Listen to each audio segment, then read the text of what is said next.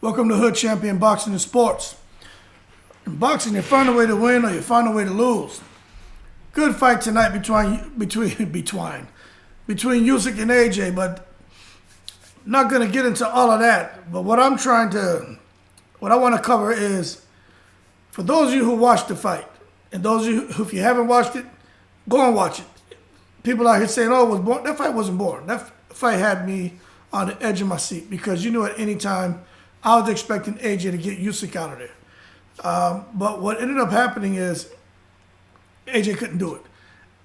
But at the end of the fight, AJ was confused. He was disoriented. He even went up to Usyk and was asking him. He was like, "How did you win the fight?" And I was like, part of me felt bad for him. But I'm going to tell you what Usyk did, people. Usyk is a boxing enthusiast. He's very familiar with boxing history. And one of his favorite fighters is Muhammad Ali. And in that ninth round, where AJ had Usyk hurt, whether from a body shot or a head shot, that round was pretty vicious. Okay, I thought AJ was going to knock him out. But what Usyk did, and his team revealed, is they pulled a little rope-a-dope on AJ. It pulled an Ali tactic. Basically, Usyk was Ali and AJ was George Foreman. The big, strong, cumbersome puncher plodding along, trying to get shots up to your body, to your chest, to your shoulders, wherever they could land punches. And AJ was doing really good in that ninth round. Wherever Usyk moved, because Usyk was running from corner to corner, AJ was stepping with him and kind of throwing that long jab at Usyk, just like George Foreman when he was chasing after Ali around the ring, just trying to close the gap and stay on him. And it really did resemble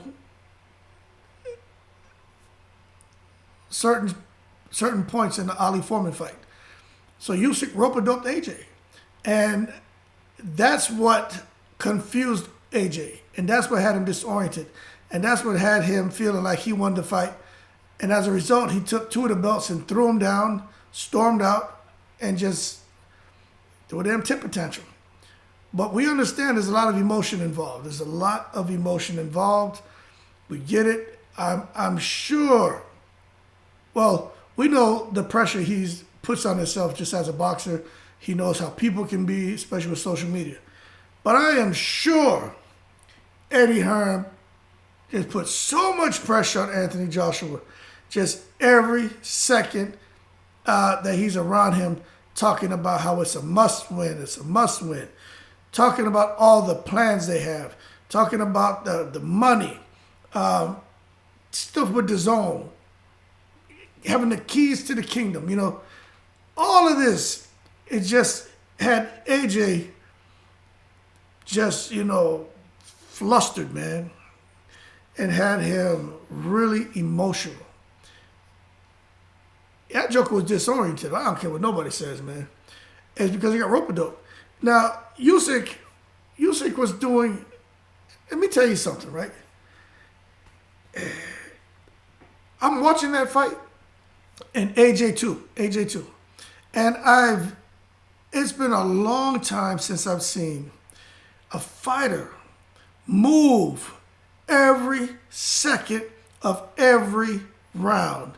I'm talking about from his hand to his head, to his legs, to his hips, to his right arm, left arm, whatever. Fainting. It's impossible. It's almost impossible to figure Usyk out. And you know what impressed me in that fight? Not just Usyk, okay? AJ was doing the same thing. Let me tell you what, man. With Robert Garcia in that corner, I know I was expecting to see a different fight. I was expecting AJ to come out, be aggressive, rough him up, make the fight ugly, and win. Because AJ has the advantage in that area. But there were some times in the fight where AJ was trying to close the distance, hold on to Usyk, and Usyk was able to muscle AJ off of him. So obviously Usyk worked on that in training camp, and although he didn't gain weight, he obviously worked on his strength and conditioning to make sure he can get the bigger AJ off him if AJ tried that tactic. And AJ did implement that tactic. He was pretty successful with it. However, it didn't last very long because Usyk was able to get him off of him. But I think towards the middle part and the end of the fight, when AJ was doing that, he wasn't able to let his hands go because AJ was winded. So it was more, I think, a tactic for AJ to get a breather, opposed to getting his shots off, because that's not what was happening. But he just got rope-a-dope, man, because Usyk, when AJ started landing those shots in the ninth round, Usyk threw nothing. When I tell you he threw nothing, look, he keeps talking, he got that little funny hairstyle too, he got that Warriors ponytail or whatever, man.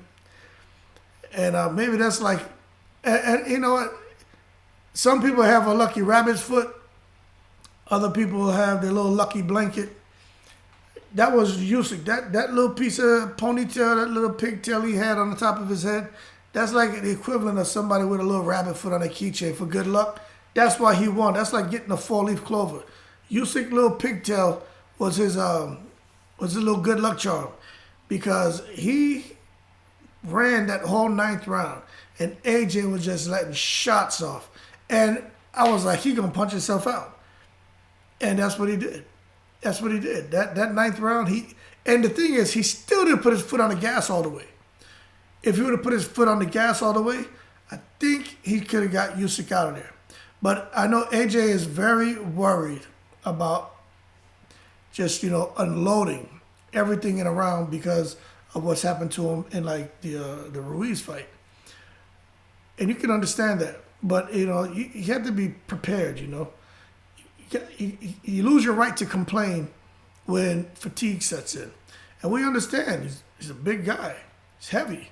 All that muscle. What's that called?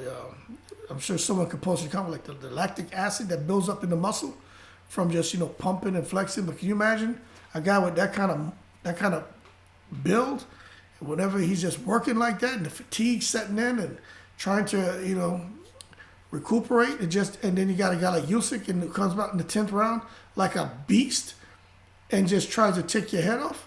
Because that's exactly what Usyk did. I'm telling you, he rope-a-doped AJ. And he had that little, that little pigtail rabbit foot thing on top of his head. And that was it. After the 9th round, it was all downhill for AJ. If he would have never tried to get him out and just kept boxing smart and doing his thing, he would have won. Let me tell you, AJ won on one scorecard. The other one was 115, 113. So after the 9th round, 10, 11, 12. Okay? 10, 11, 12. That's where Usyk was able to pull back into the fight. AJ would have won the fight. And then that third scorecard was a little bit crazy, but they had it right. Usyk won. But that's what ultimately cost AJ the fight, is getting rope-a-dope and shooting his load, man. And it is what it is. So we're talking about what's AJ going to do now? Well, I'll tell you this. AJ needs to sit back, relax, because he had a meltdown at the end of the fight.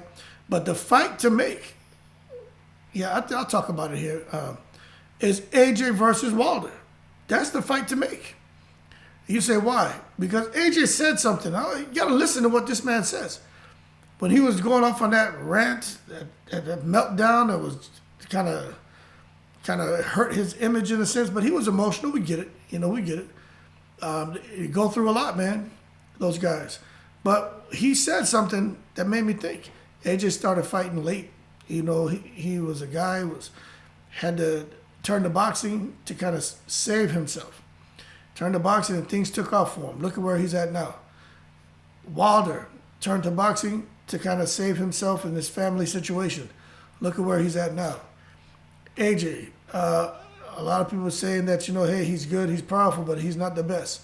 A lot of people saying Wilder is good, he's powerful, but he's definitely not the best. They both lose. They're both champions. Now they're both in a position to where they have to try to rebuild. And out of everyone who can fight, right, we want to see Fury and Usyk just because it's for the undisputed distinction. But there's no excitement in that, in my opinion. Fury is just a big Usyk. Fury can do what Usyk does, Fury can do for 12 rounds. So Fury's going to win that fight with no problem. So I don't even want to talk about it. But AJ and Wilder, they both have stamina issues, right? 166, 167. AJ's a bit thicker in the legs, upper body. Wilder's slim, but Wilder has that damn crazy right hand. Stamina issues. They get tired. Chin. They're both a little bit chinny. Okay? And their backs are against the wall. Their backs are against the wall. The difference is, right? You watch Wilder. He didn't have a meltdown immediately after the first or second or third Fury fight. But after the fight is when his mind was racing and things start coming up. Joshua had his meltdown immediately after the announcement. And I think that's because there was so much more pressure on AJ. And I think deep down, we all know AJ has all the attributes to beat anyone he gets in the ring with. But I truly feel, right, and I don't have too many jokes now, man. I truly feel what we're seeing in AJ, you know, and we got to see how Wilder's going to perform, okay? But what we're seeing in AJ is the result of what Andy Ruiz did to him, okay? It's like we talk about the Broners. You know, it's the same thing, man. When you get beat like that, you know, it bothers you. And you know you can't take certain shots. Because Usyk was touching up AJ pretty good, but AJ was, you know, changing levels and he was moving and riding with a lot of shots, but he got touched up pretty good tonight. But he's afraid to let his hands go. He used to be more of a free swinger, like a Tiro Gotti, man, just a free swinger. AJ's not like that. He had so many opportunities to let his hands go, he just stood there. Like he was looking for the perfect moment to let go, just the right shot, instead of getting in there and just, you got a man moving backwards, let your hands go. Because there were times Usyk was just sitting there, it was wide open, and AJ couldn't pull the trigger. It reminds me when Freddie Roach was talking about Oscar De La Hoya and saying when he was training Oscar for the Floyd Mayweather match that he saw in the training camp, this was at the end of the fight between he and Mayweather, he said he saw that Oscar just couldn't pull the trigger anymore. So there's something that happens in a fighter that trainers can see. Now, there was some turmoil in the training camp between AJ and Robert Garcia and the other guy, where I guess they said AJ didn't like him, but their thing is, hey, we're here to do a job, and we don't want you to like us, you know.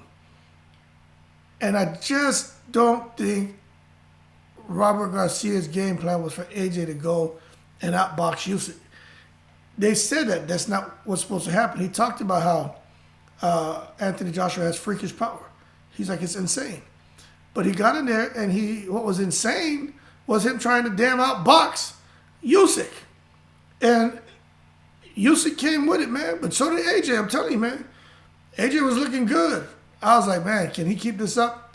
And I think if he would have just remained a little more disciplined in that 9th round, and when I say discipline, right, it doesn't mean not let your hands go. What I'm saying with discipline, he either going to have a more economical punch output in that 9th round to save some stamina, or he's going to be disciplined, recognize his man is hurt, and be like, you know what, it's either I'm going to go for it or I'm not, and just go for it. What he did was, he was like, my man is hurt, and they're on the spectrum of go for it and not go for it. He stayed right in the middle, and as a result, he looked like he was really indecisive. Like his mind, his heart said, it's like being a lion in the wild, and you're going and they catch this gazelle off guard, they bite him in the neck. Damn gazelle fall on the ground. The lion steps back. But he didn't kill it, but he injured it pretty bad. The gazelle gets up and takes off, running. He's bleeding. It's not life-threatening, but he's injured. And the lion just kind of is confused because he's like, well, I hurt him. He's not dead. Something's telling me to go after him, but I'm not sure what he's going to do. You know, it's like the lion gets confused. And then he misses out on a meal. Maybe that wasn't the best analogy, but it's my analogy, right? But that's what happened with AJ. He bit him by the neck in that 9th round. Recognized he was injured, but looked like he was kind of surprised that he wasn't going down. And then he started to second guess himself. As a result, he missed out on the meal. And I think it's because of what he did to Ruiz, where he hurt him and Ruiz came back and blasted him. Crazy, man. Crazy. But Anthony Joshua got rope-a-doped.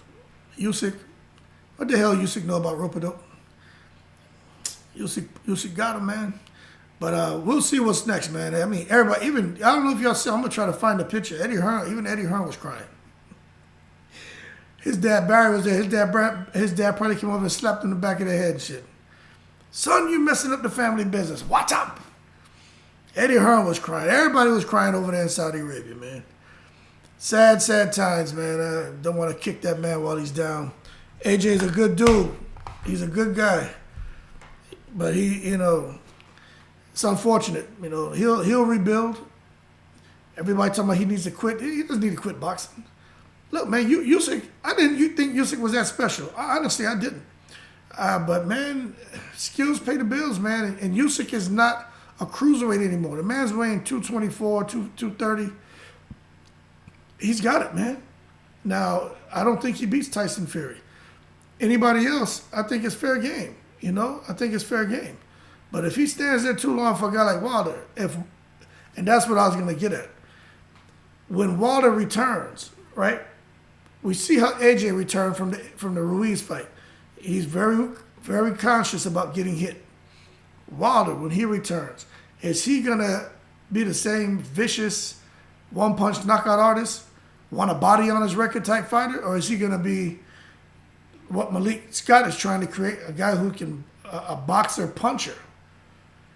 Look, man, you don't take a lion and try to turn a lion into a damn baboon, or turn a lion into some damn, bobcat. Man, you let a lion be a lion. Even trying to turn a lion into a tiger. That's still, let a lion be a lion, man. And that's what's happening to AJ. They got this man, he gonna be a cheetah, or he gonna be a leopard, or he gonna be a panther, or he gonna be a damn cougar, or he gonna be a bobcat, or he gonna be a sphinx. What's AJ gonna do? What? Let that man be a lion. I think AJ would have been more satisfied with getting in there, fighting as hard as he can, just getting knocked out. You know what I'm saying? The way Wilder went out, but that's a lot of damage. But Wilder has no regrets. Now, did AJ leave? Did he leave it all in the ring? I don't think he left it all in the ring. Nah, Wilder left it all in the ring. So we'll see how Wilder comes back, But for AJ, crazy, man. Got rope-a-dope by Usyk. Good win for Usyk. AJ will be back. There's a lot of good fights for him. Eddie Hearn's already talking about making AJ Dillian White 3. 2. AJ versus Dillian White. It's still gonna make him a lot of money. AJ's still a draw. I'm sure AJ can still come to Saudi Arabia and fight. But let's be realistic here, right? I may just save that for another video. I'm gonna talk about Usyk, his marketability. Who really wants to pay to go watch Usyk fight? Okay, I don't. I like him. I watch him like a Fire Stick. I watch that shit on Fire Stick. But am I gonna pay to watch him? Nah. The Saudis gonna bring him over there? I don't think so. AJ, yeah. No matter what, AJ's a superstar. AJ and Wilder in Saudi Arabia, I don't think Wilder would go. And the reason I don't think that is because from Alabama, he has a lot of family and friends who'd want to come out and see that fight. I just don't see him, and he has a lot of kids. And I just think he'd want his whole family there, and it's a long flight, man, and it's a lot to put your family through and preparations or whatever, vaccinations you need. I don't know. I've been to Saudi Arabia. I went there in 2001. I was in Saudi Arabia for 4 months, man. But I had to get your paperwork right, vaccinations, all that. But I'm sure Deontay Wilder would have to do that. I don't think he'd want to do that to his kids. That's why I don't think that him fighting in Saudi Arabia is really an option. But if he was able to say, "Hey, I'm gonna go," the kids stay here with family, I think he and AJ can make a lot of money. But that's the fight to. For me, that's the fight to make. More than ever, especially if Wilder returns and knocks out Helenius. The fight to make is Wilder and AJ. And now, so who gets the lion's share of that fight? We'll talk about that in another video. But that being said, congrats to Usyk. AJ, it'll be all right, man. Blow it out. Blow it out. You're not the first person to go through it. You just got a promoter over there who just puts a lot of unnecessary pressure on you. And as a result, you know, it was more of it was an explosion and an implosion at the same time. You ever seen that? Because that's what AJ is. He's like this big ass piece of big ass infrastructure, and there was an implosion and an explosion at the same time at the end of that fight. That's what we saw. But anyway, more to come. I got so much to talk about, man. We're gonna do about 10 videos. Y'all keep cool. Shout out to the veterans. Thank you everybody for supporting the channel. As soon as I can do streaming and all that, we're going to do it, man. I got some merchandise stuff that I'm going to be putting up here. Get your little bucket hats, man, and some T-shirts. But I can't do it, you know, until they give me the go. But once they give me the green light, man, I really appreciate any support. Just the fact you watch the video. If you don't subscribe, it means a lot to me. But at the end of the day, y'all keep cool, and I'm in the breeze.